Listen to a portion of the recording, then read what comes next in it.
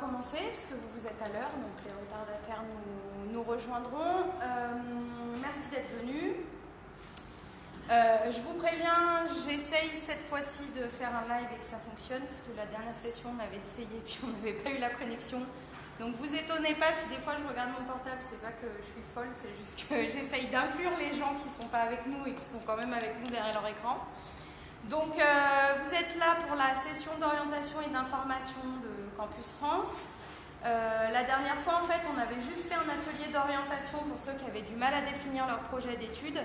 Et en fait, il s'est avéré qu'il y a eu plus de monde que ce qu'on attendait et que ça a soulevé pas mal de questions. Donc on a décidé jusqu'à, je pense, au moins la fin de l'année, de faire des sessions régulières. Donc n'hésitez pas, s'il y a d'autres gens aussi que vous connaissez, que ça peut intéresser, ou si vous-même, il y a des choses qui ne sont pas claires, voilà, vous pouvez toujours revenir ou en parler autour de vous. Donc on va d'abord commencer par... Est-ce que tout le monde... Vous n'avez pas eu la fiche, vous, hein? On va d'abord justement commencer par parler d'orientation, comment s'orienter, comment définir son projet d'études. Alors on se base sur une fiche pour ceux qui nous regardent, mais elle sera téléchargeable sur leur site, donc vous inquiétez pas, vous l'aurez aussi. On parle d'abord d'orientation, donc évidemment ça concerne plutôt ceux qui n'ont pas encore entamé leurs études supérieures, puisque souvent c'est après le bac ou juste avant qu'on passe le bac qu'on se pose des questions sur qu'est-ce qu'on va faire plus tard, etc. Mais ça concerne aussi les autres parce que ça n'empêche pas, c'est pas parce qu'on a choisi une filière qu'on n'a pas le droit de se réorienter. Et puis ça n'empêche pas aussi parfois après la licence, on décide de poursuivre un master, on se pose des questions sur comment choisir la poursuite de ses études, ou parfois on veut faire des passerelles, ou on veut se spécialiser, ou on veut faire un double diplôme, ou on a déjà un master mais on veut refaire un master dans un autre domaine pour compléter ses compétences. Donc ça concerne aussi ces gens-là. Mais effectivement, là, vous le verrez dans ce qu'on va aborder, c'est surtout pour ceux qui n'ont encore jamais fait d'études supérieures et du coup, qui ne savent pas trop comment ça fonctionne et qui ne savent pas trop comment poursuivre leurs études. Donc, vous le voyez déjà, il y a un petit schéma, c'est exactement ce qu'il faut que vous ayez en tête. L'orientation, c'est ça, c'est en fait une espèce de lien entre soi, c'est-à-dire ses goûts, ses affinités, ses facilités, ses intérêts, des choses comme ça, les études qu'on veut faire, le métier qu'on veut faire, et du coup, comment on articule son projet autour de ça. Parce qu'en fait, c'est comme plusieurs étapes. Et c'est vraiment pour, en tout cas, vos candidatures, que ce soit en France ou ailleurs, mais surtout en France, dans les démarches qu'on vous demande de faire, c'est une étape qui est indispensable. C'est peut-être celle qui vous paraît la plus difficile, mais qui est en fait la plus importante, puisque c'est ça qui fait que vous êtes sûr du choix de vos formations, que vous êtes sûr de votre projet et que vous n'allez pas dépenser du temps, de l'énergie, de l'argent pour finalement arriver dans une formation qui ne vous convient pas, pour ensuite reprendre du temps, pour changer, etc. Donc c'est vraiment la première étape qui est la plus importante pour définir votre projet et ensuite constituer votre dossier de candidature. Donc c'est un peu déjà ce qui est abordé dans la première partie. L'intérêt, pour que vous compreniez bien, c'est en gros, on cible un métier ou un domaine professionnel. En fonction de ça, on se renseigne sur quelles études mènent à ce domaine professionnel ou à ce métier en particulier. Et à partir de là où on est et de ce qu'on a déjà fait, par quoi passer pour y arriver? En gros, c'est ça. Donc, pour bien s'orienter, évidemment qu'il faut connaître le système dans lequel on a envie d'étudier. Donc, on va aborder rapidement le système des études supérieures en France. Donc, ce qu'il faut savoir, c'est qu'il y a une multitude d'établissements supérieurs en France, de toutes sortes, et toutes les filières sont représentées. Donc, il est possible d'aller étudier dans n'importe quel domaine en France. Alors, en fonction de ça, parfois, vous serez peut-être plutôt redirigé vers une université, vers une école spécialisée, etc. Mais en tout cas, toutes les filières y sont représentées. Donc, comme vous le voyez, il y a 3500 établissements supérieurs en France et il y a une petite centaine d'universités publiques. Alors, c'est pas parce qu'il n'y en a que 100 sur 3500 que c'est minoritaire, puisque ces universités publiques, elles regroupent un peu plus de 70% des étudiants en France, que ce soit des Français ou des étudiants internationaux. Donc, c'est peut-être le plus petit nombre, mais finalement, c'est le plus important, puisque c'est les universités d'État qui regroupent la grande majorité des étudiants. Donc, comme vous le savez, les formations disponibles dans les universités publiques, elles peuvent être généralistes et spécialisées. Et les principales sont généralistes et sont programmées en LMD, c'est-à-dire licence, master et doctorat. Donc, c'est un peu comme ici, puisque le LMD commence à bien s'installer ici au Burkina.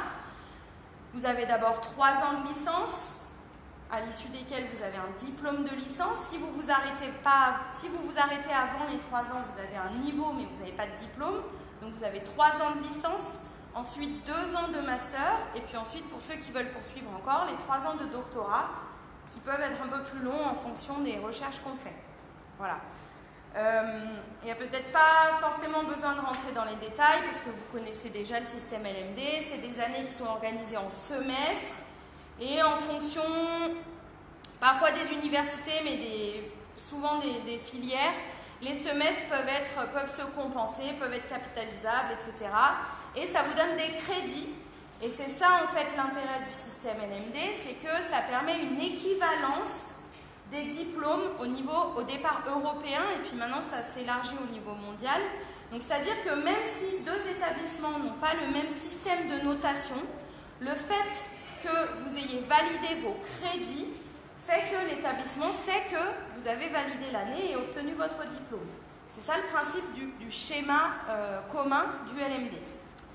Alors, les licences, elles sont réparties en 4 domaines de formation. C'est à peu près comme ici. Hein. Vous avez d'abord tout ce qui est arts, lettres et langues. Vous avez droit, économie, gestion. Vous avez sciences humaines et sociales. Et ensuite, vous avez sciences, technologies, santé.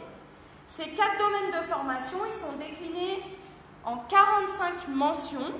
Donc ça peut être droit, géographie, histoire, mathématiques, maths, physique, informatique. Voilà, ça c'est les mentions des diplômes. Et ensuite, en fonction des universités, vous avez des parcours. C'est-à-dire que si par exemple vous choisissez droit, par exemple, les 2 premières années de licence vont être un tronc commun et en 3e année de licence, vous aurez le choix entre choisir, par exemple, ça peut être sur les 2 semestres, mais souvent c'est sur le 6e semestre, entre, par exemple, faire un stage ou choisir droit international. Là, je vous dis des exemples qui ne sont pas forcément justes, hein, mais c'est pour vous donner une idée. C'est en 3e année de licence que vous allez pouvoir choisir une option un peu pour commencer à vous spécialiser. Et c'est ça qui va vous orienter vers un master qui sera vraiment spécialisé dans le domaine que vous aurez choisi. Voilà. Et les masters, vous vous doutez bien, il y a moins de place qu'en licence. Donc souvent, ils sont accessibles sur dossier ou sur entretien ou en fonction des notes que vous avez eues en licence. Ça dépend des établissements. Puisqu'en plus, souvent, les masters, ils ne sont pas ouverts qu'aux étudiants qui ont fait leur licence dans l'université. Donc ça permet aussi d'élargir et qu'il y ait des gens d'ailleurs qui puissent intégrer les formations.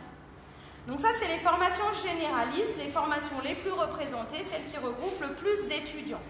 Ce qu'il y a d'intéressant aussi dans les universités publiques, c'est qu'elles programment, enfin au niveau des coûts d'inscription, c'est les moins chers de toutes les études supérieures en France.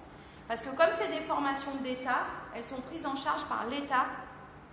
C'est-à-dire que la grande majorité des frais universitaires par étudiant sont pris en charge par l'État. Donc, par exemple, pour une année de licence, vous allez payer 111 000 francs CFA l'année, mais l'État, lui, il va prendre en charge 10 millions pour vous seul. Donc, vous voyez, c'est comme si l'inscription, elle était un peu symbolique par rapport à ce que ça coûte vraiment. Alors que dans le privé, par exemple, dans les écoles privées, vous allez payer réellement ce que coûtent vos frais universitaires.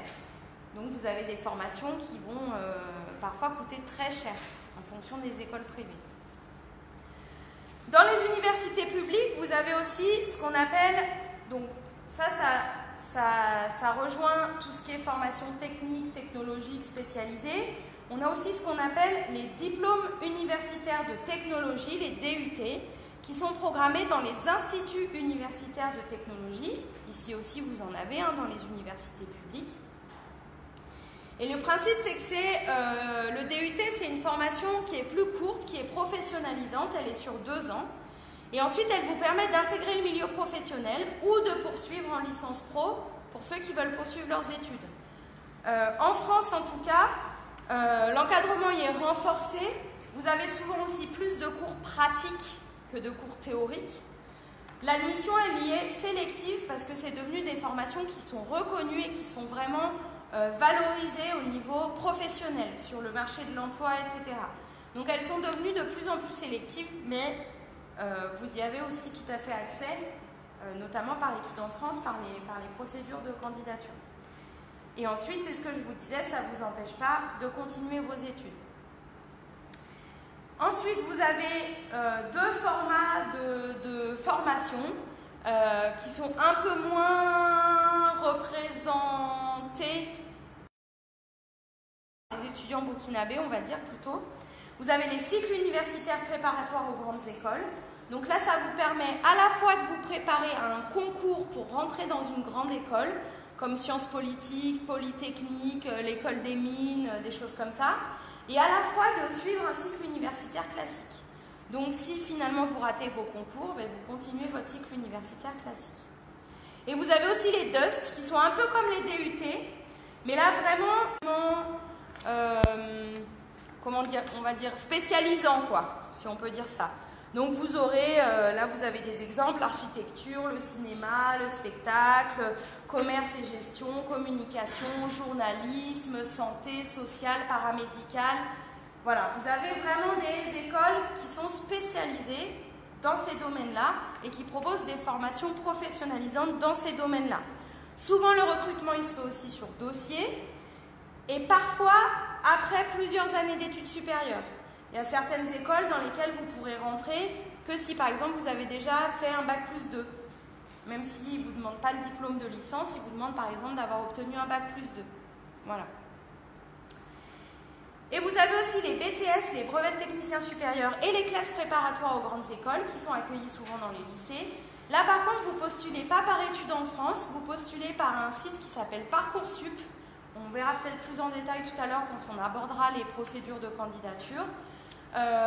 Et en plus, voilà, la majorité des étudiants burkinabés partant pour des licences ou des masters, voilà, on n'a pas besoin forcément de rentrer dans les détails, mais c'est pareil, pour le BTS, c'est une formation courte et professionnalisante, plutôt dans le domaine tertiaire, technologique, technique. Et la classe préparatoire aux grandes écoles, c'est exactement comme le cycle universitaire préparatoire, sauf que vous n'avez pas tous les cours de l'université, c'est spécifiquement pour se préparer au concours des grandes écoles. Donc vous avez 3 domaines, vous avez le littéraire, le scientifique et l'économique. En général, ça se fait sur 2 ans et c'est à la fin des 2 ans que vous passez les concours. Sauf si vous redoublez, mais voilà.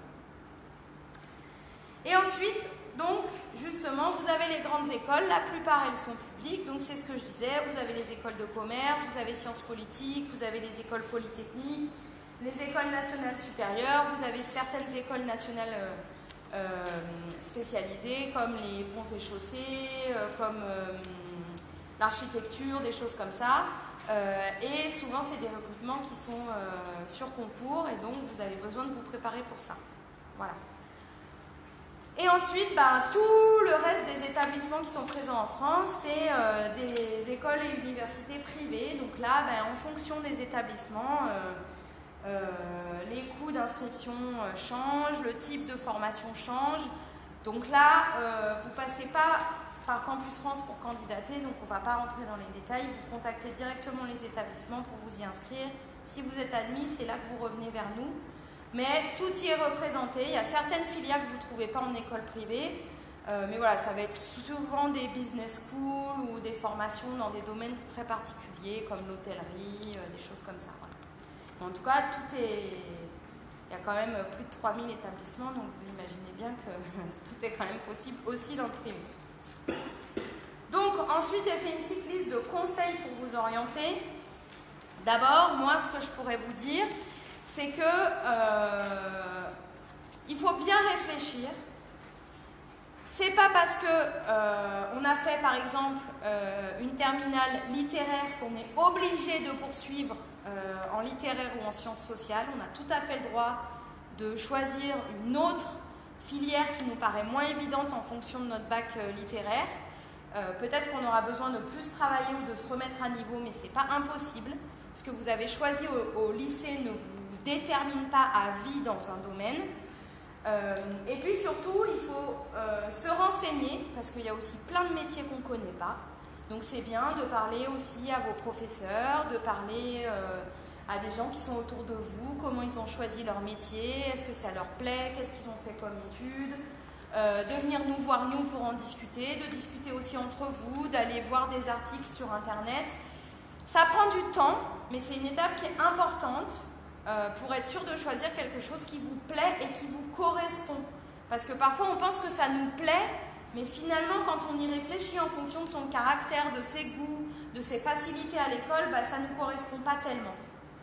Moi par exemple, je rêvais d'être contrôleur aérien, d'être dans les tours de contrôle des aéroports.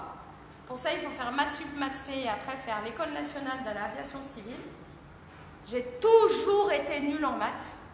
Donc c'est quelque chose qui m'aurait plu, mais qui ne me correspondait pas. J'aurais été incapable d'arriver jusqu'au bout. Alors des fois, en travaillant, on peut quand même arriver, hein. Il ne faut pas vous décourager, mais moi, je sais que je n'aurais pas pu. Voilà, rien que sur le rythme de travail de la classe préparatoire, ensuite réussir le concours de l'école, bon, c'était trop de maths pour moi. Donc c'est juste ça, il y a des choses qui vous plaisent, vous pouvez aussi avoir des passions, donc vous pouvez par exemple décider de travailler dans un domaine qui vous passionne, mais parfois, bon voilà, ça peut aussi rester qu'un hobby, et vous vous rendez compte que travailler toute votre vie là-dedans, ce ne sera pas votre truc. Donc c'est pour ça que c'est important de bien réfléchir. Donc au niveau des 12 conseils pour bien s'orienter, c'est ce que je vous disais, il ne faut pas attendre la dernière minute. Pour élaborer votre projet d'orientation, il faut bien anticiper, commencer à réfléchir, à discuter autour de vous, parce que ça vous permet de récolter le maximum d'informations et le maximum de conseils. Il faut réfléchir plutôt en entonnoir, c'est ce que je vous disais. D'abord, vous allez peut-être déterminer un secteur ou un domaine, et puis petit à petit, une formation, une spécialisation, un métier, etc. Donc petit à petit, vous allez préciser votre projet.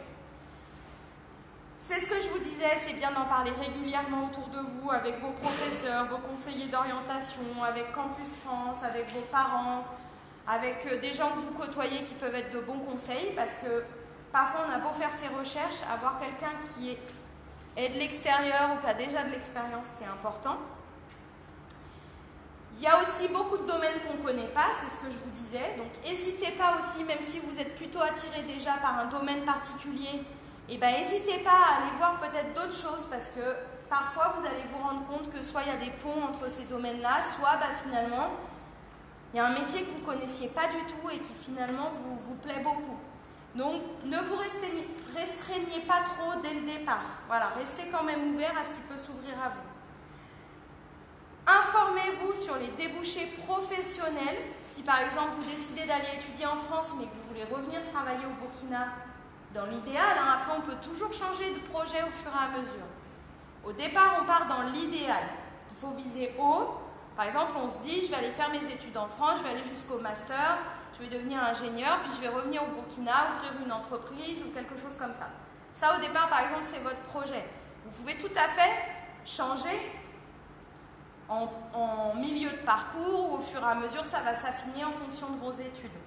Mais en tout cas, c'est important de vous renseigner sur les débouchés professionnels. Si par exemple vous décidez de faire une école d'ingénieur dans les travaux publics et d'ouvrir une entreprise au Burkina parce que c'est l'entrepreneuriat qui vous intéresse, et puis que finalement vous vous rendez compte qu'il y a déjà beaucoup trop d'entreprises dans les travaux publics au Burkina, est-ce que finalement ça vaut le coup que vous-même vous lanciez là-dedans? Donc c'est là, ça va peut-être vous aider à affiner votre projet. Ou alors au contraire, peut-être vous vous dites, moi je veux devenir biologiste, et puis vous vous rendez compte que pour trouver du travail c'est super compliqué au Burkina, mais par contre nutritionniste, il n'y a rien.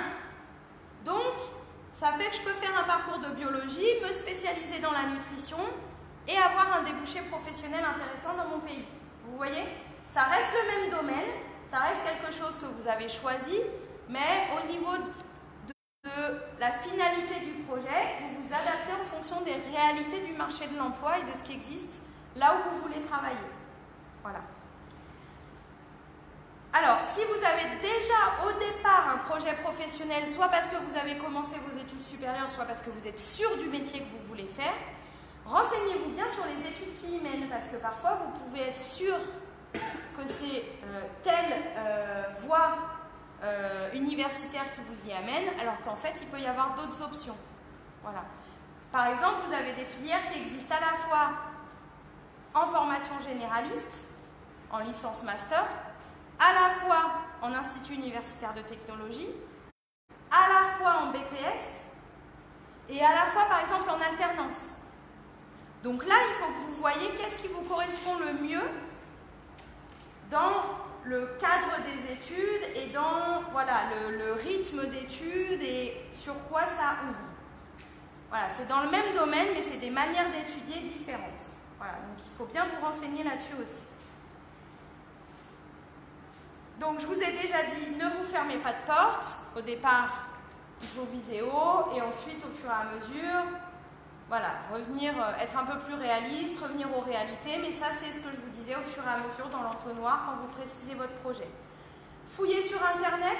Alors si vous n'avez pas la connexion, vous avez accès à la connexion ici.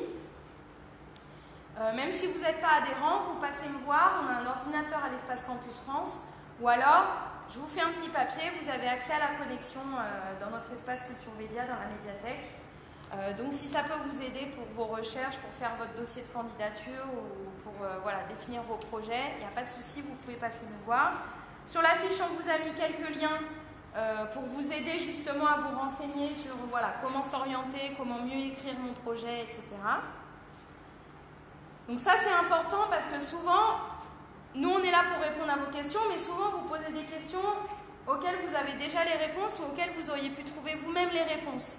Et parfois, de d'abord trouver soi-même la réponse, soit ça fait gagner du temps, soit ça fait que ça renforce un peu ses choix et ses orientations. Donc c'est important aussi de choisir en autonomie, de commencer à chercher pour défricher et ensuite venir nous voir si vous avez des questions ou si vous avez voilà, des doutes.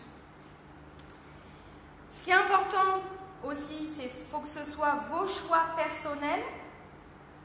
Il ne faut pas vous laisser influencer par des proches, par des professeurs, par quelqu'un qui voudrait vous orienter vers quelque chose qui ne vous correspond pas. Évidemment que c'est important de prendre l'avis de ses proches en compte, etc. Surtout quand on a un gros projet comme ça de partir à l'étranger. Mais il faut que ça reste votre projet, sinon vous n'arriverez jamais jusqu'au bout des études. Si ce n'est pas vous, votre projet, que vous faites ça pour faire plaisir à papa et maman, par exemple, et ben, au bout d'un moment, la motivation, elle va peut-être manquer. Donc, il faut bien que ça soit votre projet à vous. Et en plus, dans votre dossier de candidature, au moment de l'entretien pédagogique, au moment de l'entretien de demande de visa, ça va se ressentir si c'est vous. Et si ce n'est pas vous, on va le ressentir aussi. On va sentir qu'il y a une pression qui vient de l'extérieur. Donc, ça peut que vous servir que ce soit bien vous et seulement vous. Et ensuite, c'est ce que je vous disais, on est à votre disposition. Si vous avez des questions, s'il y a quoi que ce soit, il y a aussi des... Merci. Il y a aussi des chats ou donc des conseillers en ligne qui sont disponibles notamment sur le site de l'ONICEP, on vous a mis le lien. Donc que ce soit sur Campus France ou sur Internet, il y a des gens qui sont capables de vous aider. J'imagine peut-être aussi dans vos établissements, même si vous n'avez pas de conseiller d'orientation, il y a peut-être un professeur avec qui vous entendez bien ou avec qui vous avez des affinités. N'hésitez pas à leur poser des questions. Ils sont aussi là pour vous aider à bien continuer vos études. Voilà. Est-ce que là-dessus, il y avait des questions ? Après, je vais vous expliquer les procédures de candidature. Est-ce que sur l'orientation, la définition du projet d'études, il y avait des questions? Là, j'ai été un peu généraliste, mais c'est pour faciliter aussi la discussion. S'il y a des précisions dont vous avez besoin, n'hésitez pas.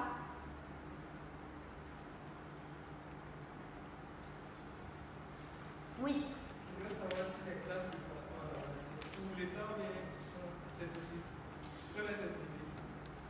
La majorité sont publics. La majorité sont publics. Après, il y en a dans des lycées privés, ou voilà, mais la majorité, c'est soit des cycles universitaires préparatoires, donc ça, c'est dans les universités publiques, soit c'est dans des lycées publics. La plupart sont publics.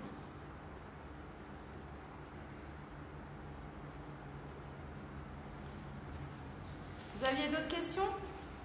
Pour ceux qui n'ont pas eu la fiche, hein, je vous la donnerai après, j'en ai d'autres exemplaires. Est-ce qu'il y avait d'autres questions? Pas de questions sur l'orientation? Comment définir mon projet d'études? Oui. Moi, c'est par rapport aux grandes écoles déjà spécialisées dans la première année. Oui. C'est parce qu'à un certain niveau, les deux peuvent se joindre.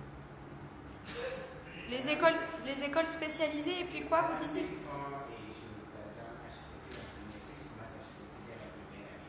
Est-ce qu'après les cycles comme cela, ils peuvent intégrer le école ou bien ils sont obligés de continuer?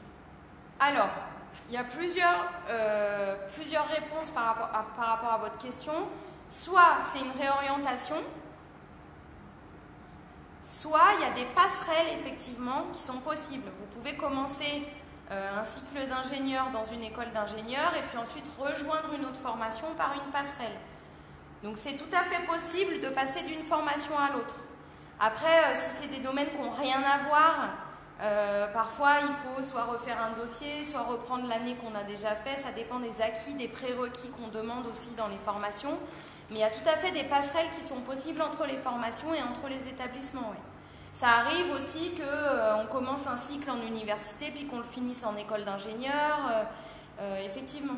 C'est pour ça aussi qu'il y a des écoles qui demandent d'avoir déjà commencé les études supérieures avant d'intégrer. Ah, c'est ça aussi les passerelles. Mais ça c'est un peu au cas par cas parce que c'est pas des situations qui sont c'est pas les situations qui sont les plus courantes quoi. Donc c'est un peu vous en fonction de votre parcours, ce que vous sentez le plus intéressant pour vous, bah, c'est à vous de voir si c'est possible de le faire ou pas, comment, voilà. Mais effectivement, c'est tout à fait possible de passer d'une formation à l'autre, soit pour se spécialiser, soit pour continuer sa formation. C'est tout à fait possible, ouais.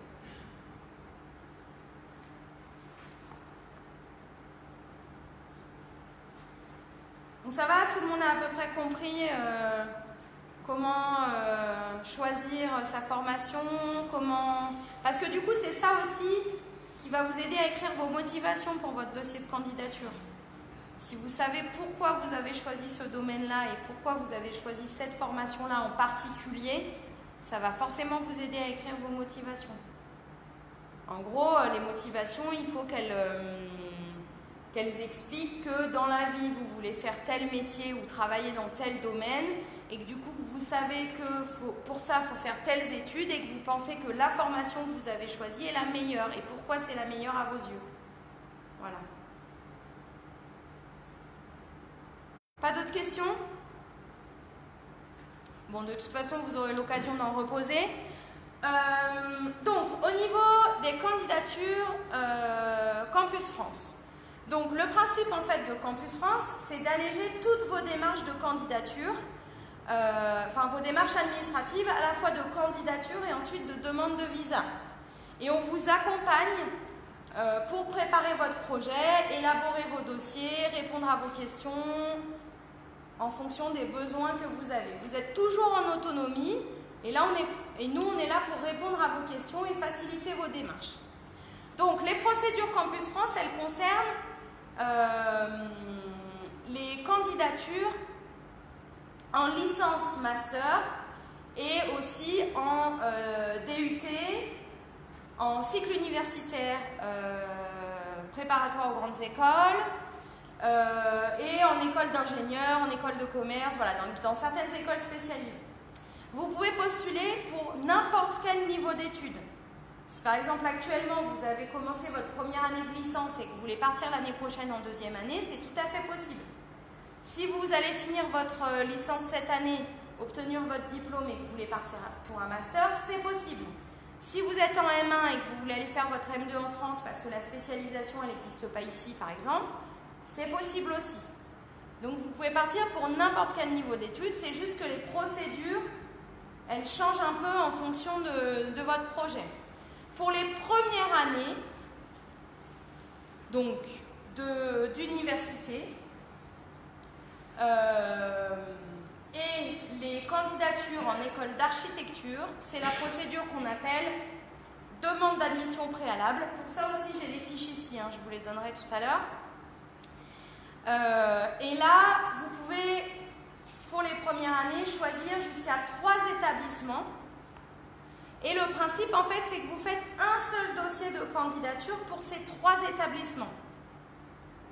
Vous les classez par ordre de choix directement dans votre dossier. Donc, dans votre dossier, il y aura votre parcours depuis la seconde.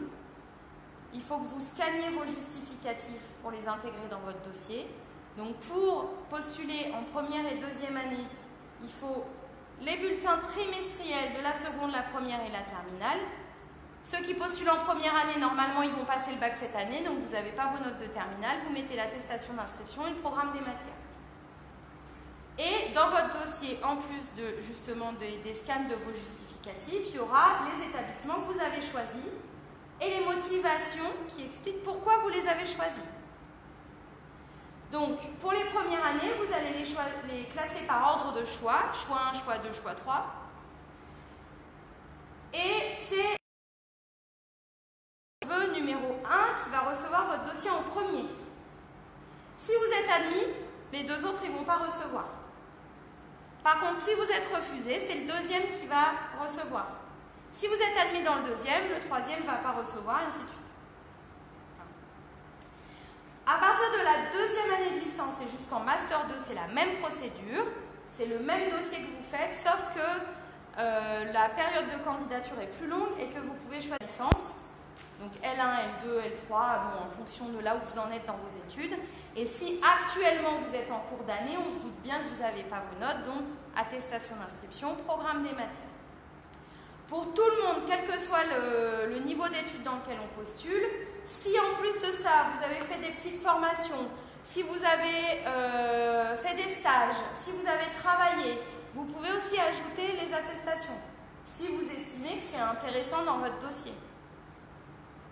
Voilà, si par exemple, vous postulez dans une licence d'informatique et que ici, vous avez eu l'occasion de faire des formations d'informatique avec des associations, des structures ou avec des clubs à l'université, que vous avez des attestations, vous pouvez les ajouter parce que ça appuie vos compétences, votre candidature, voilà, ça a à voir avec ça.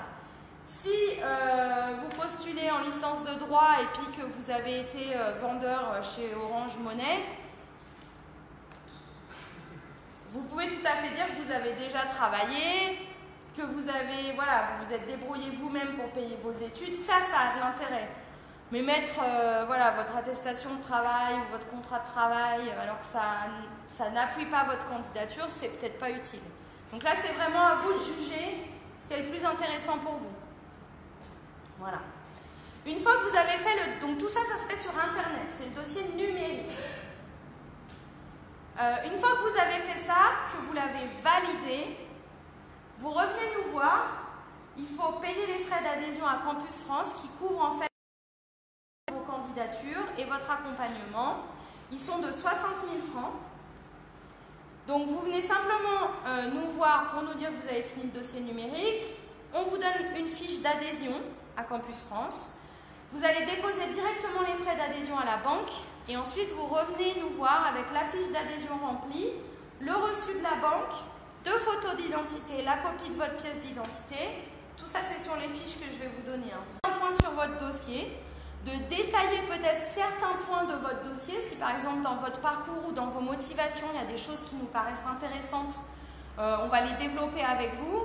S'il y a des choses qui nous paraissent un peu plus obscures ou un peu moins claires ou un peu moins, comment dire, qui jouent peut-être un peu moins en votre faveur ou des choses comme ça, on va essayer aussi de revenir dessus avec vous pour bien comprendre votre démarche, être sûr que c'est solide et on ajoute un compte-rendu à votre dossier. Nous-mêmes, on fait un compte-rendu de cet entretien dans votre dossier de candidature.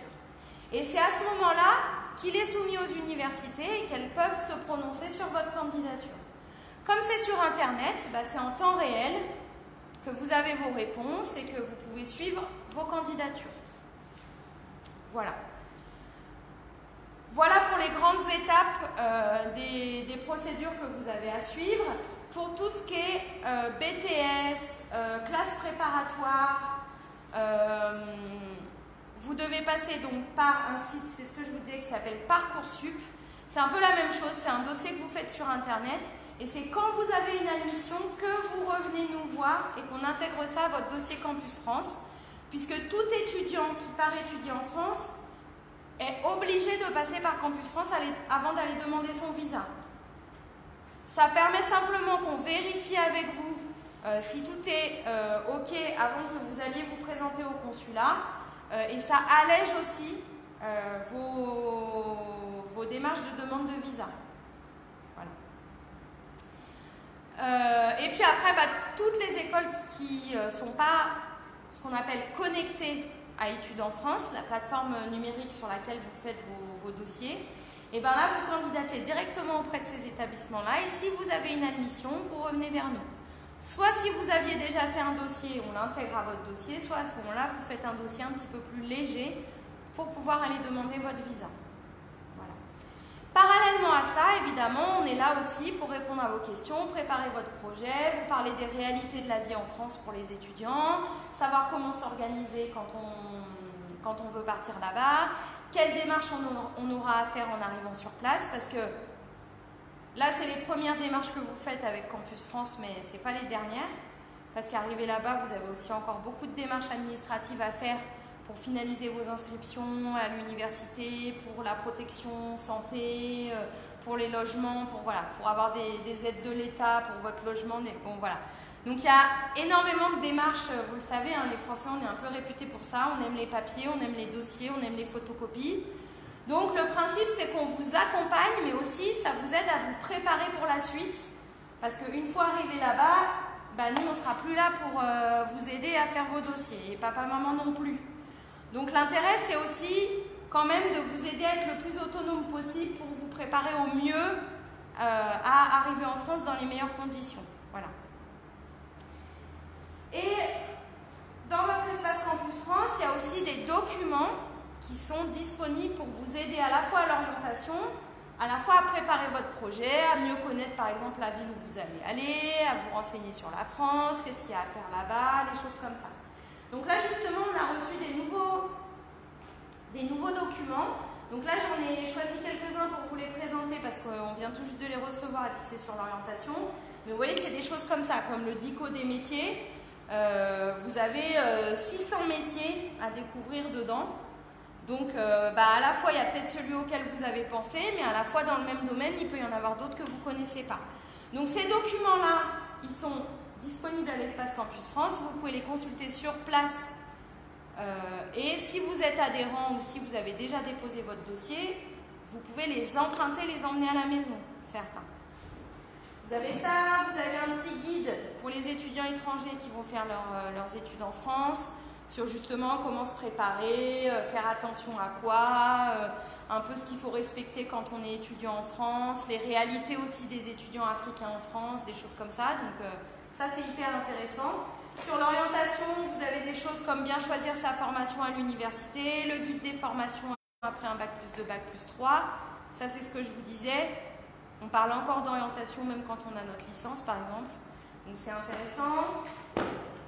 Il y a un petit document, un petit livre, comme un livre qu'on avait quand on était en maternelle ou en primaire, où on doit faire des petites lignes pour apprendre à écrire. Et bien là, c'est pareil, c'est un cahier d'exercice, mais pour savoir comment bien m'orienter. Donc, comme il est empruntable, évidemment qu'on ne peut pas écrire dessus, mais par contre, ça pose des questions qui sont très intéressantes. Même si on est sûr de s'être bien orienté, peut-être qu'il y a des fois, il y a des questions auxquelles on n'a pas pensé. Donc ce livre, il est assez intéressant. Vous avez pour quelles études êtes-vous fait? C'est ce que je vous disais. Parfois, on choisit des études, puis on se rend compte qu'on n'est pas fait pour ça. Vous avez plein de guides ONICEP. ONICEP, c'est à la fois des magazines, à la fois un site internet. Je vous ai mis le lien sur les fiches qui a été fait par l'État. Et justement, sur l'orientation, toutes les infos sur les métiers, les formations et tout ça. Donc vous avez tout en ligne. Vous avez énormément de ressources sur leur site internet, mais on a aussi pas mal de choses ici en version papier. Donc celui-là, on vient de le recevoir, c'est toutes les formations qui sont après le bac, donc toutes les études universitaires, enfin les études supérieures. Il y en a un que j'ai imprimé directement du site parce qu'on ne l'avait pas commandé, donc c'est entrée dans le supérieur. Et vous avez aussi plein de petits guides qu'on a ici aussi, on en a reçu plein des nouveaux, là je ne les ai pas mis, mais sur les métiers du paramédical, les métiers de l'informatique, les métiers de l'environnement, etc. Donc c'est pareil, s'il y a un domaine déjà qui vous attire un peu, c'est intéressant d'ouvrir ces guides-là parce que ça permet voilà, de savoir qu'est-ce qui existe dans ces domaines-là. Et puis après, évidemment, sur la France, déjà la base. Je vous montre ça parce qu'il y a plein d'étudiants qui partent et ils ne savent pas où se situe la ville où ils partent sur la carte de la France. Donc, à la fois, ça vous fait perdre des points en entretien, si on s'en rend compte un peu. Même si notre avis sur votre dossier n'est pas déterminant, on fait un compte rendu pour vous rendre service, mais bon voilà, si on se rend compte que vous avez choisi au hasard ou que vous avez mal choisi ou que vous n'arrivez pas à bien motiver vos choix, on va vous aider à renforcer ça, mais bon, si ça ne vient pas de vous, c'est compliqué aussi et les universités elles vont le ressentir. Donc c'est tout bête, hein. C'est des cartes et puis vous regardez où c'est. Alors vous, ce qui peut vous intéresser, en général c'est la première chose qu'on regarde. Plus vous êtes dans le nord, moins il y a de soleil et moins il y a de chaleur. Et plus il y a de pluie. Donc si on veut avoir un peu chaud, il faut rester un peu dans le sud. Et puis ce qui est intéressant, c'est que, comme vous le savez, en France, il y a des territoires et des départements d'outre-mer.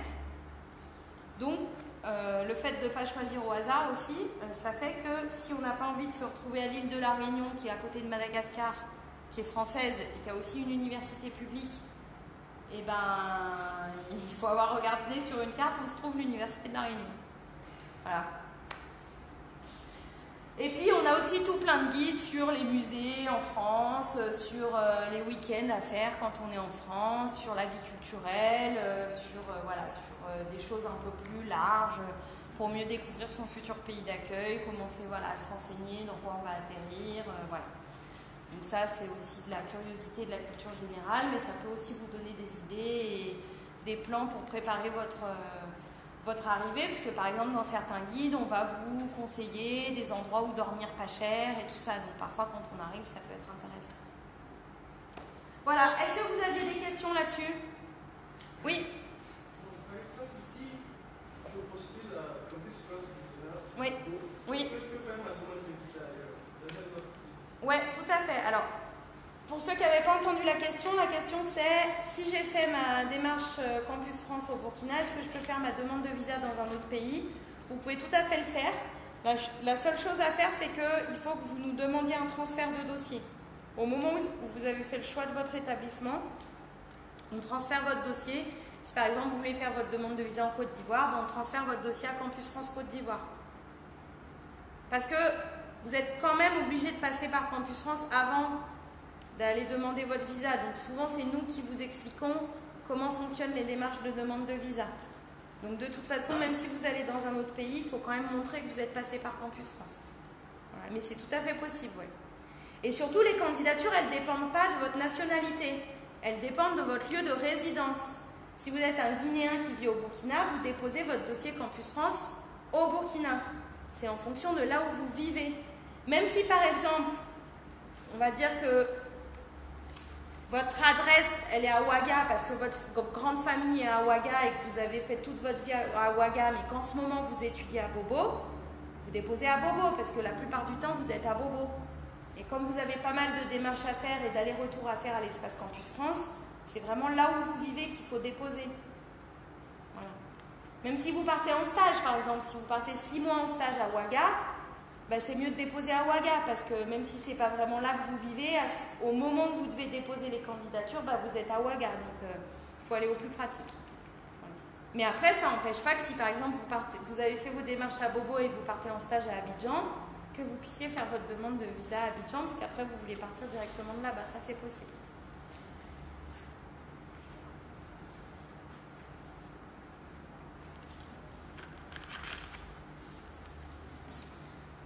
d'autres questions? Oui. Et c'est par rapport, vous avez dit qu'on a 7 établissements choisis. Oui. C'est parmi ces établissements, si on a des procédures en parallèle à faire.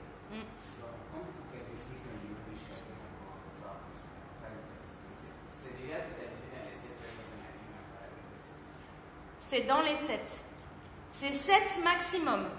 Vous pouvez, dans vos candidatures, vous pouvez mélanger les niveaux d'études, les types de formation, les types d'établissements, mais c'est 7 maximum. Par exemple, si vous postulez en Master 1, mais par exemple au niveau des prérequis qu'on demande pour le Master, vous n'êtes pas trop sûr de vraiment correspondre, vous pouvez aussi choisir une L3. Sur les 7, vous pouvez choisir par exemple 5 M1 et 2 L3.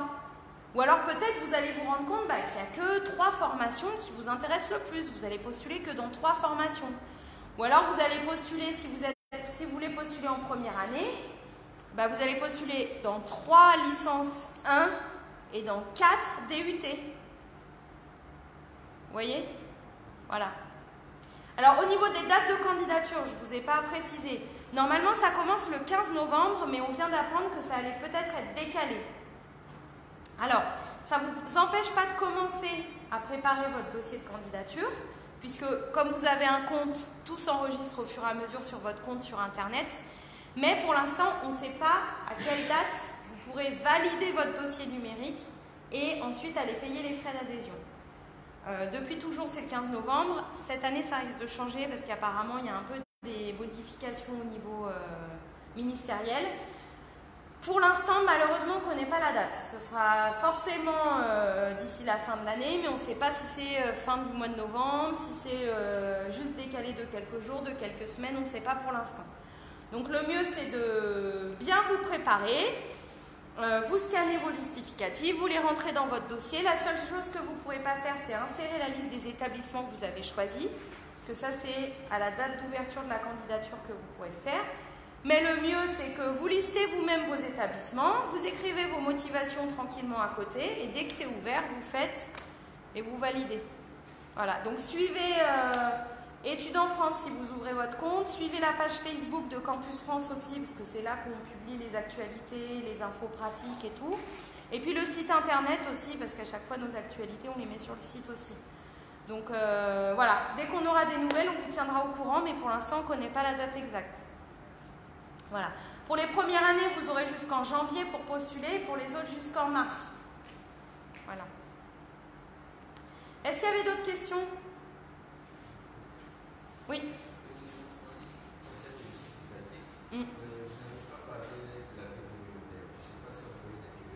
C'est-à-dire? Si, bien sûr. Vous pouvez, ça va dans les attestations hors ce que vous avez fait à l'école ou à l'université. Ce qui est obligatoire, c'est les justificatifs de votre parcours scolaire universitaire, en fonction de votre niveau. Tout ce qui est à côté, si vous trouvez ça intéressant parce que ça montre certaines compétences, ça montre certains acquis, une certaine culture générale, une expérience particulière, vous pouvez le mettre. Tout est ouvert. Tout ce qui est facultatif, vous pouvez mettre si vous trouvez ça intéressant. Là, c'est vraiment à vous de décider. Le minimum, c'est votre parcours scolaire universitaire. Tout ce qui est à côté, ça ne gâte pas, hein, c'est du bonus. Mais par exemple, ça ne sert à rien de mettre votre, je sais pas moi, votre carte de club de basket alors que vous postulez en droit. Ça peut être intéressant de mettre votre carte de club de basket si vous postulez dans en STAPS, en licence de sport par exemple, pour montrer que ça fait longtemps que vous faites déjà du sport, vous avez fait de la compétition, des trucs comme ça. Donc il faut être cohérent aussi dans ce que vous voulez ajouter comme justificatif. Oui.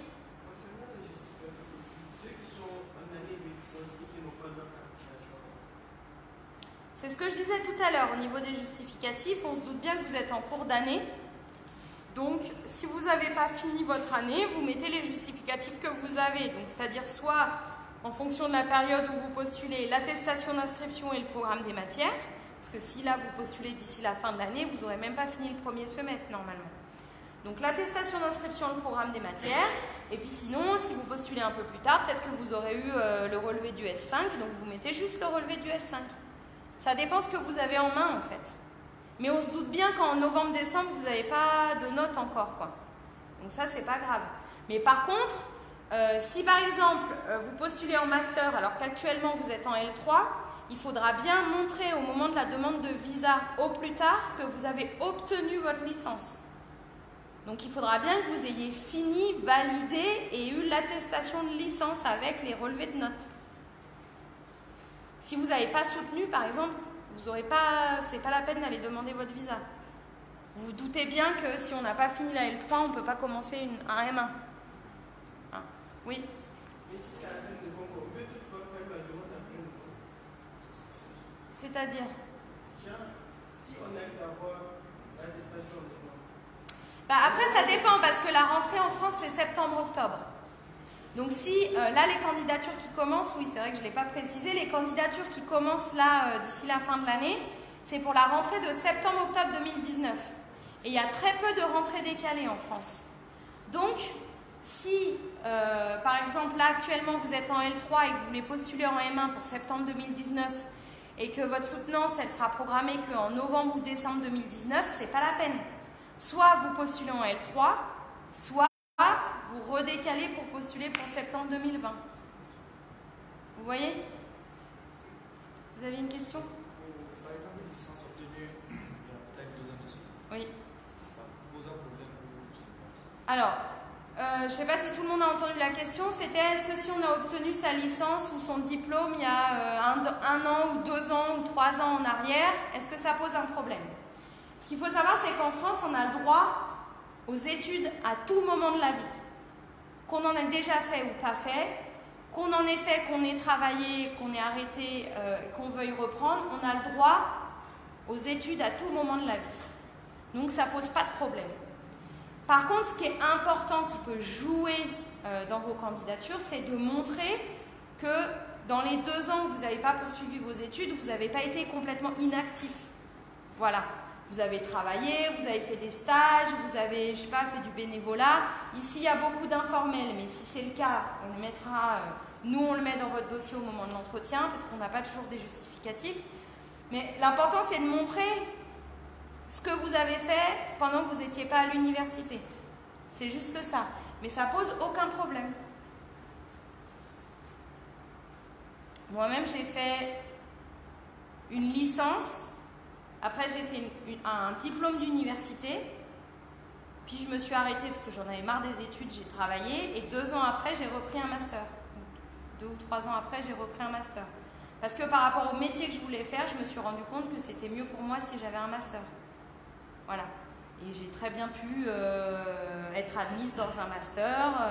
Au contraire, souvent, en plus, quand on reprend ses études, c'est qu'on a un vrai projet. C'est pas pour rien qu'on reprend ses études, c'est qu'on a un vrai projet professionnel précis et on est d'autant plus motivé parce qu'on sait qu'on s'est déjà arrêté il y a longtemps, que ça a évolué, que ceux qui vont être dans notre promo vont être plus jeunes. Donc c'est aussi voilà, une autre démarche, mais souvent ça montre que vous avez de l'expérience.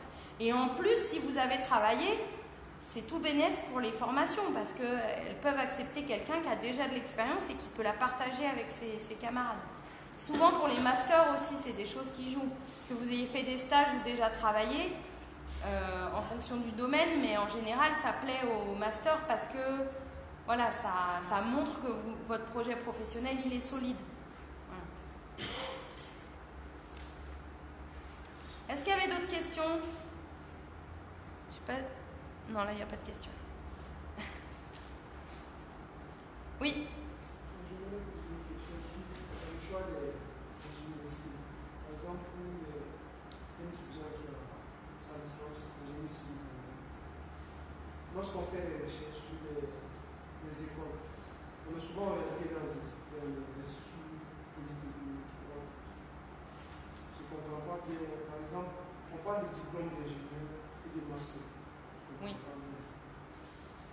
Ben, ça dépend en fait du domaine dans lequel vous voulez étudier. Mais effectivement, c'est 2 cycles différents. C'est un peu comme ici. Je ne sais pas si vous avez commencé vos études supérieures déjà, mais c'est un peu comme ici. Vous avez des cycles d'ingénieurs et vous avez les cycles classiques LMD. Donc après, ça dépend du domaine et du type de formation que vous choisissez en fait. C'est ce que je disais tout à l'heure. Vous pouvez tout à fait suivre une formation dans le même domaine, à la fois en master, à la fois en école d'ingénieur, sauf que la manière dont vous êtes transmis la connaissance n'est pas la même. En école d'ingénieur, vous aurez peut-être plus de pratiques, vous aurez plus de stages, c'est plus lié au milieu professionnel. C'est des professionnels d'ailleurs souvent qui interviennent dans les cours, alors qu'à l'université, en master, ça va être un peu plus généraliste, même si c'est des masters qui sont dits professionnels. Vous pouvez avoir aussi des professionnels qui interviennent, mais c'est une formation qui est un peu moins rigoureuse, on va dire. Un peu moins encadrée, plutôt. Et la licence en génie civil, par exemple, Oui. peut être l'école de génie. Tout à fait. Et là, la durée. Ah ben ça dépend de la formation. Soit vous décidez carrément de reprendre le cycle d'ingénieur, soit vous décidez, c'est ce qu'on disait tout à l'heure, de faire une passerelle, parce qu'en général, les cycles d'ingénieur, ils sont accessibles avec un bac+2. Donc, soit vous décidez de faire le cycle d'ingénieur complet, parce que vous trouvez que c'est intéressant, ou parce que l'école vous le conseille, parce que parfois on n'a pas suivi les matières précises qui eux les intéressent, ou des choses comme ça, pour vous remettre un peu à niveau. Soit directement, comme vous avez déjà un bac+3, vous les rejoignez directement après, et par exemple vous faites que 2 ans au lieu de 3 ans. Voilà. Parce qu'en plus, souvent dans les écoles d'ingénieurs, vous avez ce qu'on appelle les prépas intégrés. Les classes préparatoires dont on parlait tout à l'heure, en école d'ingénieur, vous pouvez en avoir qui sont intégrés. Donc vous allez commencer par les 2 ans de prépa et ensuite commencer le cycle d'ingénieur qui dure 3 ans normalement. Voilà.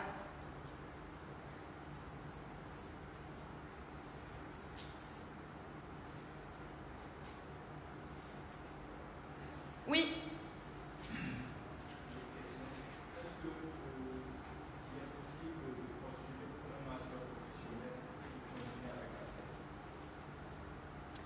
Alors la question c'était, est-ce qu'on peut postuler en master professionnel et ensuite poursuivre en thèse? Maintenant, de toute façon en France, les masters sont indifférenciés. On ne dit plus master professionnel ou master recherche. Souvent c'est en master 2 qu'on va faire le choix de la recherche ou du professionnel. Mais ce n'est pas parce qu'on a fait un master professionnel qu'on ne peut pas faire de la recherche derrière. C'est ce que je disais tout à l'heure. On a tout à fait le droit de se réorienter, on a tout à fait le droit de faire évoluer son projet et on a tout à fait le droit de faire des passerelles dans son domaine. Donc, c'est pas du tout impossible. Pas du tout.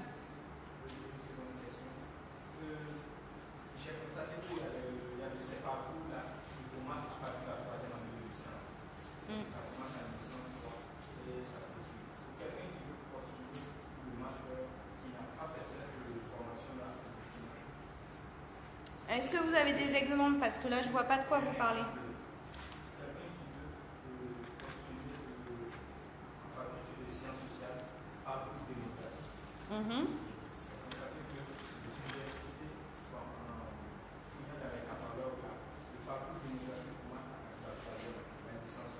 Oui, c'est ce que je vous disais tout à l'heure. C'est que souvent, les premières et deuxième années de licence, c'est des troncs communs, donc c'est généraliste.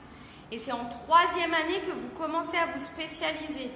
Donc c'est pour ça que là, votre parcours démographie, il commence en licence 3.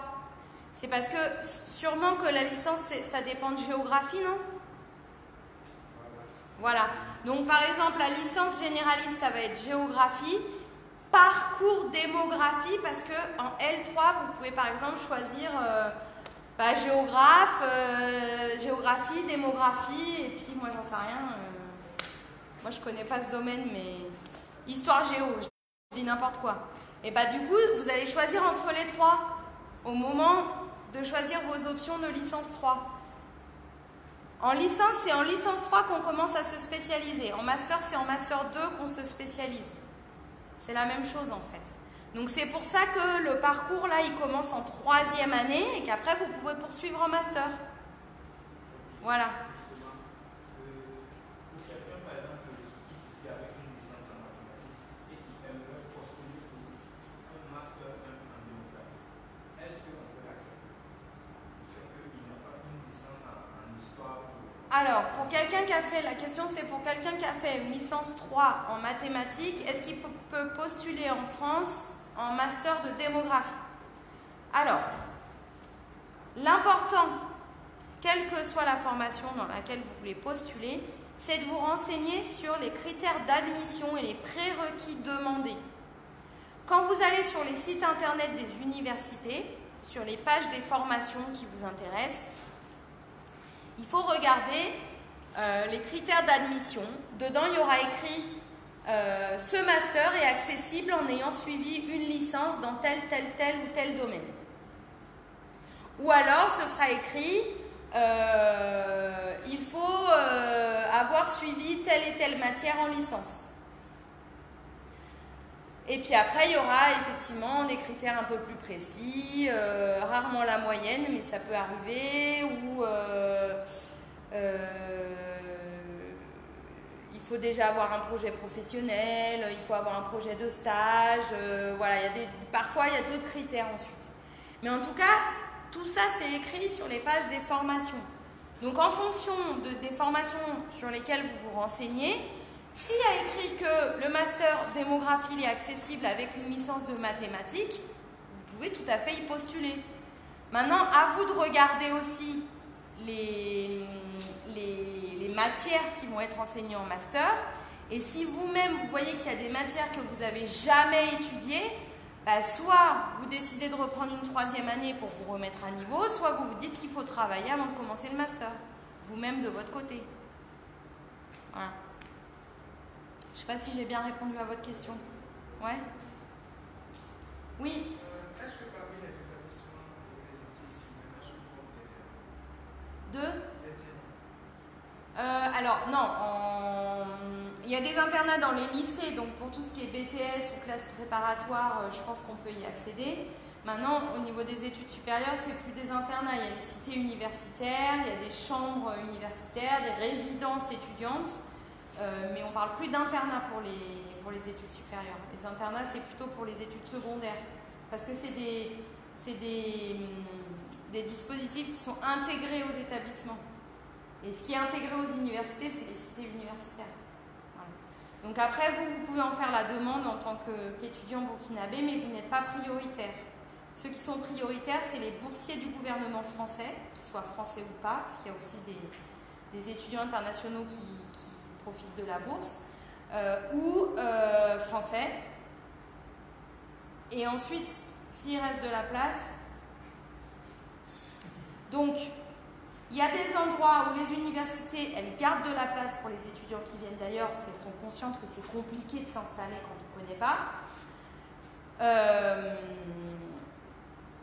Et après, surtout, il y a des villes où il y a moins de demandes en cité universitaire. C'est sûr que si vous voulez absolument aller étudier à Paris, il y a plus de demandes que d'offres.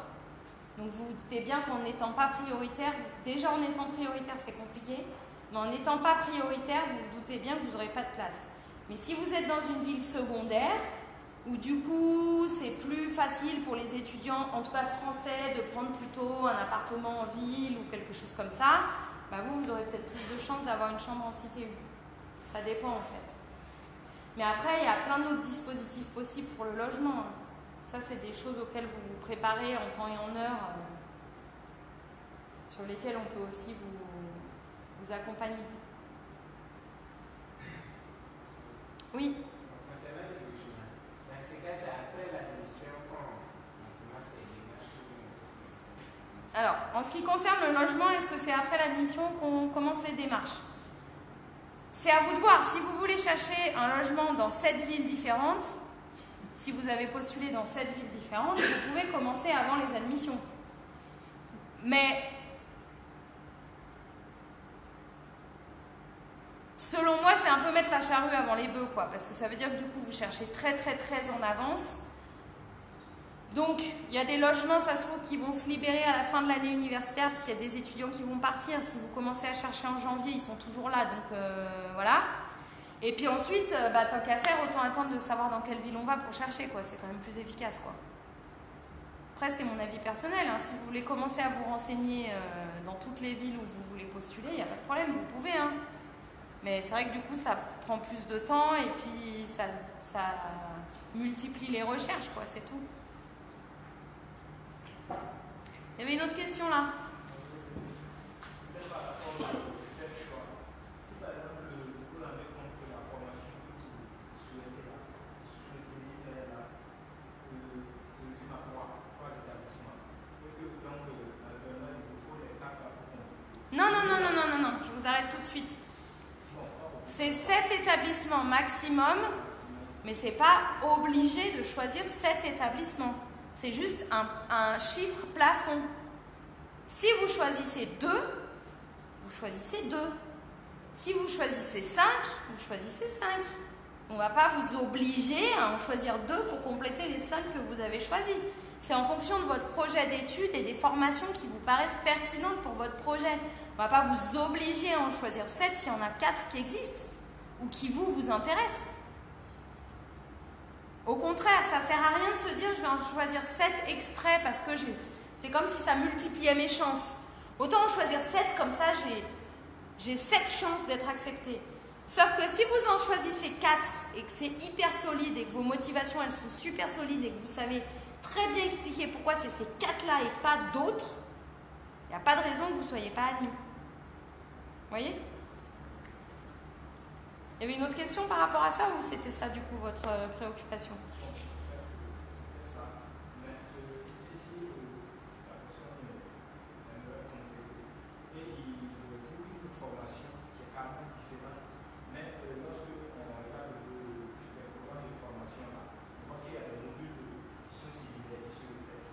Vous voulez dire une formation différente dans un autre domaine, dans une autre filière. Vous pouvez choisir, en fait, vous composez votre dossier comme vous voulez. Non seulement les établissements, entre eux, ils ne savent pas dans quel autre établissement vous avez postulé, et en plus, c'est vous qui décidez dans quoi vous postulez. Maintenant, s'il y a plusieurs filières différentes, il faut quand même que dans votre tête, ce soit clair. Il ne faut pas que ça paraisse comme un choix par défaut. Bon, je ne sais pas trop quoi choisir, alors je postule à la fois en agroalimentaire et puis en commerce. Parce que les deux m'intéressent, mais je ne sais pas trop. Au moment de l'entretien, nous, on va vous demander pourquoi vous avez choisi 2 filières différentes. Pour essayer d'appuyer quand même votre dossier. Comme on fait un seul compte-rendu, il faut bien qu'on parle des 2 filières par contre. Donc, il faut que ce soit bien argumenté, mais c'est vous qui décidez. Il peut y avoir autant de filières que vous voulez. Maintenant, si c'est pas du tout cohérent et que du coup vos motivations elles sont trop généralistes à cause de ça, ça risque pas de jouer en votre faveur, quoi. Hein. Oui. C'est une question concernant la procédure. Oui. J'aimerais savoir, on s'inscrit au préalable des universités pour les demandes de visa, avant les demandes de visa, puisque c'est possible que vous vous inscrivez dans une université et puis après vous n'ayez pas le visa. Comment ça se passe? Bon. Évidemment qu'il faut attendre d'être admis, parce que c'est votre admission qui détermine si vous êtes sûr de partir ou pas. Si vous êtes admis nulle part, vous n'allez pas demander votre visa puis ensuite être admis nulle part, c'est pas logique. Donc évidemment que c'est après l'admission que vous demandez votre visa. Ça peut arriver que vous n'ayez pas votre visa même si vous êtes admis en France. C'est assez rare, puisque comme vous passez par nous et que voilà, vous êtes préparé, vous savez à quoi vous attendre. En général, vous avez votre visa. Maintenant, ça peut arriver qu'il y ait des visas refusés, notamment parce que le consulat, il vous demande de justifier notamment de vos ressources financières et de votre logement. Parce que eux, ils veulent vérifier si vous allez vivre dans des bonnes conditions en France pour étudier correctement. Donc la moindre des choses, c'est de savoir si vous aurez un toit sur la tête et un peu de sous pour manger, quoi, et vous déplacer. Donc eux, ils vous demandent de justifier de ces 2 choses-là. Souvent, c'est si les justificatifs pêchent à ce niveau-là, si les papiers ça va pas, ou s'il y a quelque chose qui semble pas sûr, ou si par exemple quelqu'un vous dit qu'il vous accueille chez vous, puis en fait il habite dans un entrée-couché, le consulat va dire non, c'est pas des bonnes conditions. Si c'est pour les premiers jours, ça va, mais si là vous dites que vous passez l'année là-bas, c'est pas la peine, quoi. Donc c'est souvent sur des choses comme ça que ça peut jouer des tours. Mais sinon, c'est quand même assez rare de ne pas avoir son visa quand on est admis en France. Ou alors, quand vous allez déposer vos papiers de visa, eux, ils se rendent compte qu'en fait, vous n'allez pas partir pour étudier, mais... En général, nous, on l'a vu avant, quoi. Nous, en fait, on est là pour vous accompagner et faire en sorte que vous prépariez bien votre projet. Donc, si on se rend compte que vous n'êtes pas prêt ou que vous êtes mal préparé, on va vous aider à mieux vous préparer, on va vous conseiller de décaler. En disant, bah, c'est peut-être pas pour cette année, c'est peut-être plutôt pour l'année prochaine, voilà. Mais donc, en général, quand vous allez demander le visa, vous êtes déjà prêt, vous savez déjà pourquoi vous allez demander votre visa. Mais bon, après, nous, on n'a pas la main sur les demandes de visa, c'est pas nous qui vous recevons au consulat, ils ont leurs critères, c'est eux qui traitent les dossiers, donc il y a aussi des fois des visas refusés que nous-mêmes on ne peut pas expliquer parce qu'on n'a pas accès au dossier. Mais en général, c'est ce que je vous dis, c'est lié aux ressources financières ou au logement. Oui. En fait, il faut être riche pour pouvoir passer au Ben, la question c'était, en fait, est-ce qu'il faut être riche pour partir? Donc, c'est une bonne question en soi, parce que vous vous doutez bien que la vie en France coûte cher. Donc, par rapport au contexte du Burkina, oui, il faut avoir de l'argent pour partir. Parce que le consulat, il demande de justifier de 400 000 francs CFA par mois. Alors, peut-être pas sur toute l'année, mais au moins sur les premiers mois. C'est une moyenne, en fait, qui a été calculée sur ce que coûte la vie en France pour les étudiants, qu'on soit français ou étrangers. C'est une moyenne qui a été faite entre les villes et tout ça. Si vous êtes à Paris, ça vous coûtera plus cher. C'est comme ici. Ouaga coûte plus cher que Bobo, qui coûte plus cher que Banfora, qui coûte plus cher que le village. C'est la même chose. Non, mais c'est vrai, on rit, mais c'est exactement la même logique. Paris coûte plus cher que Lyon, qui coûte plus cher que Clermont-Ferrand. Voilà, c'est des logiques. Donc, c'est une moyenne qui a été faite. Et tout compris, le loyer, les déplacements, les frais de l'université, les loisirs, la nourriture et tout ça, ils ont calculé 400 000 francs CFA par mois. Maintenant, mais oui, normalement c'est sur toute la durée de la formation. Quand vous demandez votre visa, ça peut être au moins sur les premiers mois. Après, si vous justifiez les 3 premiers mois sans savoir comment vous allez faire après, bon, il faut quand même que même si vous n'avez pas les sous pour toute l'année, que vous sachiez comment vous allez gérer votre année quand même. Parce que c'est vrai que la vie coûte cher en France. Maintenant, il y a énormément de bourses aussi qui sont accessibles. Donc, effectivement, la majorité des Burkinabés qui partent, c'est soit effectivement des gens qui ont les moyens, soit qu'ils ont déjà de la famille là-bas qui va les accueillir. Les Bobolais, la majorité, c'est ça. Ils ont déjà de la famille là-bas. Ou alors, ils ont eu une bourse, soit de l'État burkinabé, soit d'autres structures. Actuellement, il y a à peu près 350 bourses qui sont ouvertes aux Burkinabés. Entre les bourses d'État, que ce soit burkinabé ou français, les bourses d'école, les bourses de région, de ville, de fondations, d'associations. Il y a énormément de financements qui sont possibles. Donc l'un dans l'autre, oui, je réponds à votre question en disant oui et non. Parce qu'on peut aussi ne pas avoir les ressources et réussir à avoir une bourse. Voilà. Après, vous avez des bourses qui vont prendre en charge tous vos frais. Vous avez des bourses qui vont prendre en charge que vos frais d'université. Il y a des bourses qui vont vous aider à payer votre logement. Enfin voilà, après aussi, ça dépend du type de bourse que vous pouvez avoir. Mais la réponse, c'est un peu oui et non. Et en plus, en France, on a accès à beaucoup d'aides, qu'on soit français ou pas. Quand on est étudiant, on a des aides au logement qui sont quasiment automatiques. Donc l'État vous aide à payer votre loyer. Donc chaque mois, l'État vous donne de l'argent pour payer votre loyer. Vous avez des tarifs réduits ou la gratuité sur plein de choses. Vous avez des tarifs réduits sur les transports, vous avez la gratuité pour sortir, sur plein d'activités culturelles et sportives. En fait, c'est après quand on est sur place, on commence à connaître les bons plans. Et finalement, bon, on arrive à peu près à jongler, quoi. Moi, mon diplôme d'université, je l'ai fait, c'était la première fois que je partais de chez mes parents. Je l'ai fait, j'avais une bourse, je gagnais 150 € par mois, donc 100 000 francs par mois. Donc c'était la galère totale. Souvent, j'avais même rien à manger, mais je m'en suis sortie. Donc, c'est pas impossible. Maintenant, effectivement, bon, c'est pour ça que ça demande de bien préparer son projet, de bien penser à tout. C'est pas que la formation qui est intéressante, c'est aussi se renseigner sur la France, les réalités, combien ça va me coûter, la ville où je prévois d'aller, c'est comment, ça ressemble à quoi, le transport ça coûte combien. C'est plein de choses comme ça en fait. Pour vous donner un peu des notions de vie quotidienne, déjà on ne prend pas le taxi en France, c'est rare parce que c'est cher.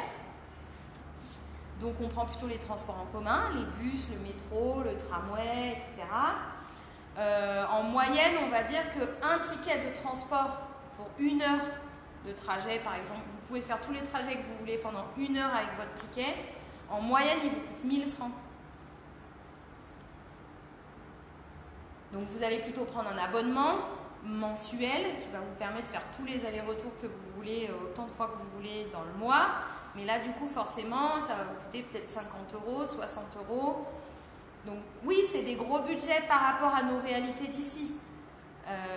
Mais voilà, c'est là-dessus aussi qu'il faut se préparer à l'avance. Et puis justement, à force de se préparer, de rentrer en contact avec des étudiants burkinabés qui sont déjà là-bas, de prendre contact avec des associations d'étudiants, de demander conseil soit à nous, mais soit aussi à des gens qui sont déjà allés en France, même pour les vacances, qu'au fur et à mesure, on se rend compte des réalités et puis qu'on peut se préparer au mieux. Par exemple, quand on est étudiant, si c'est pas au resto universitaire, si on n'a pas trop de sous, on va rarement au restaurant. Ici, on peut facilement s'asseoir dans un kiosque et manger du riz pour 300 francs, 500 francs, vite fait, bien fait. En France, si vous asseyez dans un restaurant, vous n'en aurez pas pour moins de 5000 francs. Mais du coup, vous faites autrement. Vous préparez à la maison, ou vous allez vous acheter un sandwich, ou vous mangez au resto universitaire, ou vous vous mettez avec d'autres collègues pour vous préparer à manger ensemble. Voilà, après, c'est d'autres manières de faire. Mais c'est là-dessus qu'il faut se préparer aussi, parce que ce n'est pas du tout les mêmes réalités qu'ici. Voilà. Puis après, vous développez plein de stratégies pour avoir les bons plans. Il y a plein de choses qui sont gratuites aussi en France, notamment quand on est étudiant. Il y a plein d'aides qui sont ouvertes quand on est étudiant. Donc après, voilà. Déjà, l'université, elle propose beaucoup de choses quand on est étudiant. Il y a effectivement la formation, mais à côté de ça, il y a plein d'activités culturelles et sportives. Il y a un service de sport à l'université. Vous avez plein d'associations qui vous permettent de vous investir dans des choses différentes, qui peuvent aussi même vous aider parfois à vous en sortir, à trouver un petit boulot, à trouver une bourse. Donc une fois sur place, vous développez plein de trucs aussi pour que la vie vous coûte moins cher. Il y avait une question par là, oui. Ma question concerne l'orientation des stages. Oui. Les étudiants doivent forcément compléter les formations. Oui. Ça dépend. Je vais encore faire, comme on appelle en France, une réponse de normand, c'est-à-dire ni oui ni non. Ça dépend de la formation et ça dépend dans quel contexte vous étudiez. Il y a des formations qui vont vous proposer des stages, ça dépend des filières aussi. Il y a des formations qui vont directement vous proposer des stages, soit parce que vos professeurs c'est des professionnels, soit parce qu'elles sont en lien avec des entreprises, voilà. Il y en a qui vont vous dire, débrouillez-vous, vous cherchez vous-même votre stage en fonction de ce qui vous intéresse, de là où vous voulez aller, ou tout ça. Ça dépend en fait. Mais de toute façon, vous n'êtes jamais livré à vous-même. Vos professeurs, ils savent bien que vous n'êtes pas français, que vous ne connaissez pas forcément la ville dans laquelle vous venez d'arriver, que vous ne connaissez pas non plus le milieu professionnel encore vraiment, vous n'avez pas votre réseau et tout ça. Donc on ne va jamais vous laisser tout seul. Il y a forcément un professeur qui va vous conseiller ou qui va vous proposer des choses, ou même d'autres étudiants qui vont vous aider à trouver. Donc c'est pas une réponse très précise, mais c'est surtout quand on est étudiant en France, parfois on peut se sentir seul, par exemple quand on est à l'université, parce qu'il y a beaucoup d'étudiants et puis personne ne nous encadre. C'est un travail qui est très en autonomie à l'université. Donc parfois on peut se sentir un peu seul parce que c'est bien quand il y a quelqu'un derrière nous pour nous motiver ou pour nous rassurer. Et en même temps, du coup, c'est assez facile de trouver des gens qui nous aident, qui répondent à nos questions et tout ça. Donc vous ne serez jamais lâché à vous-même, surtout si c'est la première année où vous arrivez. Voilà, les profs, ils ne sont pas non plus complètement insensibles, ils savent ce que c'est de voyager, d'aller dans des endroits qu'on ne connaît pas. Voilà, donc même si ce n'est pas une formation ou une école où on vous propose directement des stages tout trouvés, on ne vous laissera jamais perdu si jamais vous l'êtes. L'intérêt, ce n'est pas de vous amener à l'échec, c'est au contraire de vous faire avancer. Donc,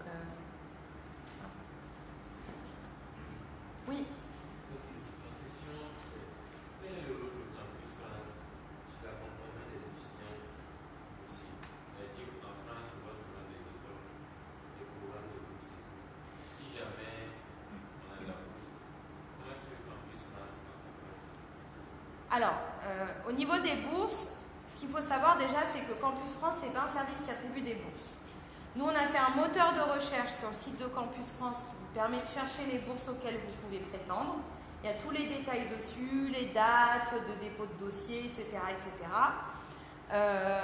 Mais ce n'est pas nous qui gérons les bourses, quelle que soit la bourse. Il y a certaines bourses qui passent par Campus France, souvent c'est les bourses du gouvernement français. Donc, ici, c'est celle pour le 3e cycle Master 2 Doctorat qui passe par l'ambassade de France. Mais du coup, c'est géré par le service de coopération de l'ambassade de France et Campus France, mais à Paris. Donc nous, ça ne nous concerne pas ici. Donc vous ne passerez jamais par nous pour gérer quoi que ce soit sur votre bourse. Voilà. Après, on peut vous aider si vous avez trouvé une bourse sur notre moteur de recherche que vous trouvez intéressante, mais que vous ne comprenez pas trop comment monter le dossier et tout ça. On peut essayer de vous aider, mais ce n'est pas notre mission première et du coup, on n'est pas expert là-dessus. Voilà.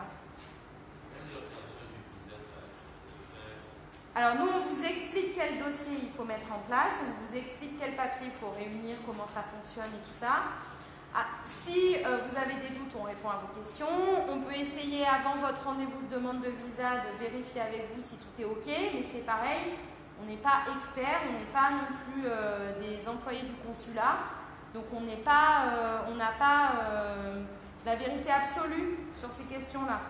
Nous, on peut tout à fait trouver que votre dossier il est correct pour votre demande de visa et puis que finalement, au consulat, on vous dit qu'il manque quelque chose. Vous voyez? Donc, on vous conseille, mais on n'est pas formé par le consulat pour ça, quoi. Donc, voilà. En général, c'est le début que vous passez par nous. On vous explique comment faire vos démarches de demande de visa, puis ensuite, c'est en autonomie. Voilà, en général, c'est plutôt ça. Je voulais savoir quelles sont les conditions dans lesquelles un étudiant est autorisé à travailler en France. Tous les étudiants sont autorisés à travailler en France. Parce que pour la première année, vous aurez un visa long séjour et ensuite vous aurez un titre de séjour. Mais votre visa long séjour, la première année, vous allez directement, c'est une des premières démarches que vous aurez à faire, vous allez le qualifier en titre de séjour justement pour notamment vous permettre de travailler. Après, théoriquement, vous y allez pour vos études, donc vous ne pouvez pas travailler à temps plein, vous avez une autorisation de travail à temps partiel, c'est 60% du temps plein, mais vous avez le droit de travailler. Vous avez vos papiers d'étudiant, donc vous pouvez travailler. Mais il n'y a pas un mécanisme qui est mis en place pour faciliter ces lois étudiants. C'est-à-dire pour trouver du travail? Exactement. Un travail partiel avec les études. Après, non, c'est plutôt trouver un travail qui s'adapte à vos études parce que c'est les études qui sont quand même votre priorité, normalement. Après, parfois, il y a des formations qui peuvent s'adapter aux professionnels, mais c'est un peu au cas par cas. Donc vous, si vous trouvez un job étudiant, la formation ne sera pas adaptée pour vous faciliter votre travail. Et en plus, vous ne pouvez pas travailler à temps plein. Donc de toute façon, normalement, il n'y a pas tellement besoin d'adapter l'un à l'autre. Et après, pour trouver du travail, il y a plein d'annonces à l'université qui sont placardées partout sur les campus.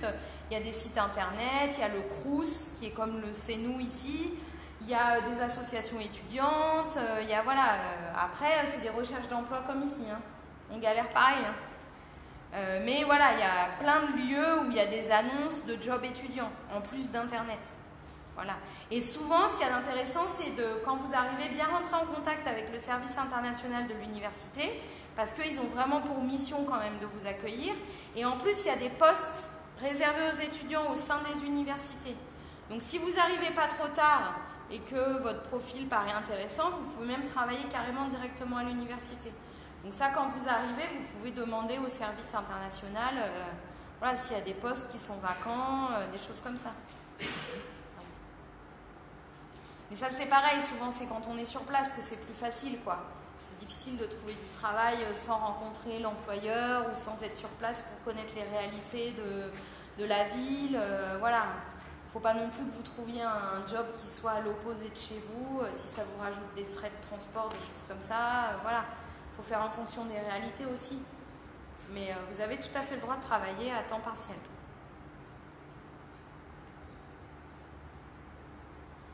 Est-ce qu'il y avait d'autres questions? Oui. J'ai vu parler de la formation en alternance.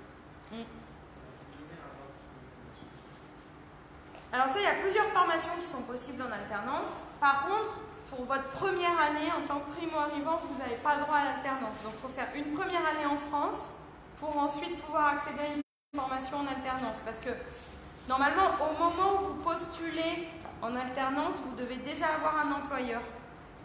Parce que l'alternance, c'est moitié l'entreprise, moitié l'école. Voilà. Donc c'est pour ça que c'est mieux d'être sur place pour faciliter ces démarches-là. Mais voilà, vous avez des BTS en alternance, vous avez des DUST en alternance, voilà, vous avez parfois certains masters aussi, ou masters spécialisés, ça dépend de votre domaine, voilà, ce que vous visez aussi. Ça c'est pareil, quand vous renseignez sur les formations, souvent il y a écrit alternance possible, ou formation en alternance directement. Voilà. Souvent c'est les formations professionnalisantes, hein, de toute façon, les formations courtes et professionnalisantes. Mais pour la première année, vous ne pouvez pas. Parce que de toute façon, ça va vous être difficile de trouver un employeur avant d'être là-bas, quoi. Souvent, c'est... Il y avait d'autres questions? Oui. Oui. Est-ce que l'établissement français peut autoriser un étudiant qui n'avait de levé son stage? Oui. Oui, c'est tout à fait possible.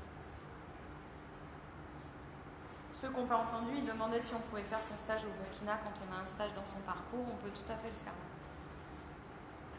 Après, ce sera plutôt sur les stages de longue durée. Et après, c'est aussi pareil au cas par cas. Hein. Peut-être que votre responsable, il ne trouvera pas ça intéressant parce que justement, le stage, c'est pour découvrir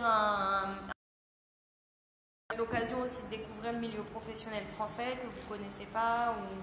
Donc peut-être, voilà, après ça va être au cas par cas, mais en tout cas, de façon générale, c'est pas impossible de venir faire son stage ou d'aller faire son stage ailleurs. Hein. Votre visa, il est Schengen, donc c'est-à-dire que tout l'espace Schengen de l'Europe, là, vous y avez accès. Donc vous pouvez très bien aussi aller faire votre stage en Belgique, en Espagne, en Italie. J'ai une inscription à un master. Est-ce que je peux demander l'autorisation pendant le mois, par exemple, de décembre, venir faire ma session de pratique? Bah, ça dépend combien de temps ça dure, mais vous avez des congés hein, quand même à l'université. Hein. Donc ça se trouve, vous pouvez rentrer pendant les vacances pour faire votre session. Maintenant, c'est pareil, c'est au cas par cas. Hein. Ça arrive qu'on vous autorise à vous absenter. Ils ne sont pas non plus complètement derrière vous. Hein. Vous verrez, il y a des étudiants qui sont inscrits que vous ne voyez jamais. Hein. Donc ils ne sont pas tout le temps à vous fliquer pour être sûr que vous suivez les cours ou tout ça. Donc après, vous pouvez tout à fait en parler au responsable de la formation, lui demander comment c'est possible, que vous allez rattraper les cours. Ça dépend des partiels aussi. Hein. Si ça tombe à une période où il y a des examens en France dans votre formation, bah, vous ne pourrez pas partir. Ça, c'est un peu en fonction de la situation. Donc ça, vous verrez directement sur place avec vos responsables, mais ce n'est pas impossible. C'est pareil, c'est en fonction de comment ça s'organise, quoi. Si ça tombe à une bonne période par rapport à votre formation française et une bonne période ici, que ça coïncide, et voilà. Faut juste pas que ça joue en votre défaveur pour réussir votre formation en France si vous ratez un peu des cours ou des trucs comme ça, mais... toute façon, les plannings, vous les avez à l'avance. Hein. Donc, ça, vous pouvez vous organiser.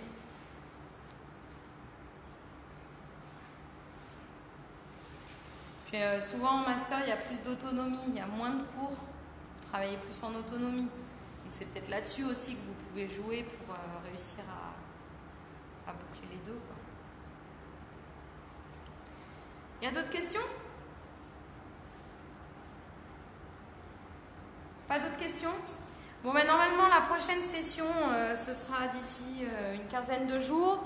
Fin novembre, on fait un atelier CV et lettre de motivation. C'est sur inscription, c'est 2000 francs. Ça dure à peu près 2 heures, 2 heures et demie. Voilà, ça dépend un peu aussi des participants. On vous donne un peu toutes les clés pour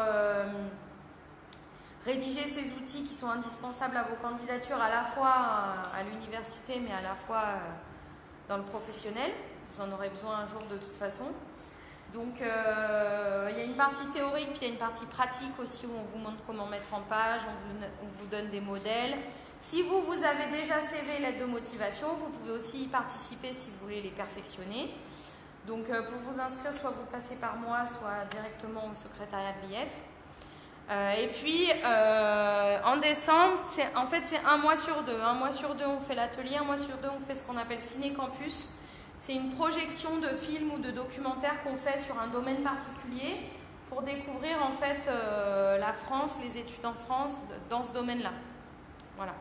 Donc c'est pareil, pour ça, si vous suivez notre site internet ou notre page Facebook, vous aurez les infos au fur et à mesure. Sinon, vous le savez, l'espace Campus France de Bobo est ouvert mardi, jeudi, samedi de 15h à 18h30 sans rendez-vous. Vous pouvez venir directement. En dehors de ces horaires-là, vous avez peu de chances que je vous reçoive, sauf si je suis disponible et que j'ai rien d'autre à faire. Mais voilà, c'est mieux de venir mardi, jeudi, samedi, 15h, 18h30, parce que là, vraiment, c'est des créneaux qui vous sont totalement consacrés, où notre temps, il est vraiment pour vous aider, pour répondre à vos questions, pour vous accompagner et tout ça. Voilà. Mais en tout cas, merci à vous. Pour ceux qui n'ont pas eu les fiches, venez me voir. Et puis, à bientôt.